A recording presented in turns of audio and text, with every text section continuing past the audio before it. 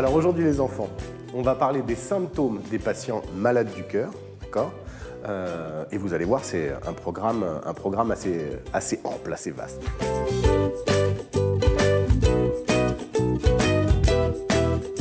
Émilie? Mais c'est quoi un symptôme? Alors, les symptômes, en fait, ce sont tous les petits messages que le corps vous envoie quand quelque chose ne va pas très bien. Par exemple, quand vous vous cognez, je ne sais pas, à la maison, vous vous cognez le genou contre un meuble, votre corps, il va vous envoyer un message. C'est quoi le message que vous envoie votre corps? Noé? Aïe. Oui, effectivement. La douleur, c'est un symptôme.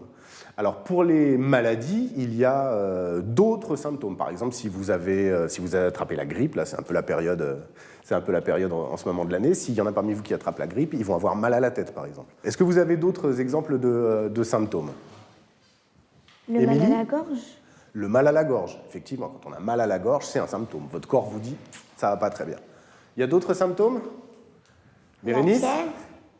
La fièvre, oui, la fièvre, c'est un symptôme de beaucoup de maladies. La fatigue? Oui, la fatigue aussi. Tout ça, ce sont des symptômes. Bérénice? Les courbatures? Les courbatures. Voilà, le corps vous dit « Ah, ça va pas bien ». Vous en avez d'autres? Oui? Non. Bon, là, effectivement, vous avez bien compris ce qu'est un symptôme. Alors maintenant, on va voir quels sont les symptômes spécifiques aux gens qui sont malades du cœur, aux patients cardiaques. Est-ce que vous avez une idée de ce que peut être un symptôme pour les patients cardiaques? Oui? Oui, moi, mon grand-père, il est malade du cœur et il est souvent essoufflé.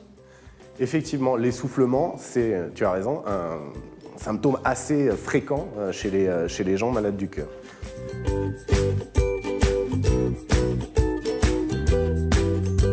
Alors, l'essoufflement, il peut avoir plusieurs degrés. On peut être essoufflé quand on a fait un effort, quand on a fait du sport. Ça, c'est un essoufflement moins grave.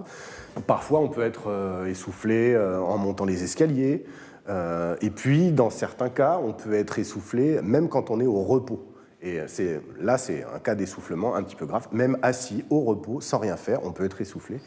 Et c'est souvent des gens qui ont du mal à parler, qui doivent reprendre leur souffle et retrouver leur souffle pour pouvoir s'exprimer. Colombe? Alors les cardiaques doivent y prêter l'attention? Oui, il faut qu'ils fassent très attention à leur niveau d'essoufflement pour voir justement si cet essoufflement évolue, s'il s'accentue. Et le cas échéant, il faut qu'ils en parlent à leur médecin traitant ou à leur cardiologue pour qu'ils puissent prévenir et résoudre ces problèmes. En fait, il faut qu'ils fassent attention à leur corps, tout simplement.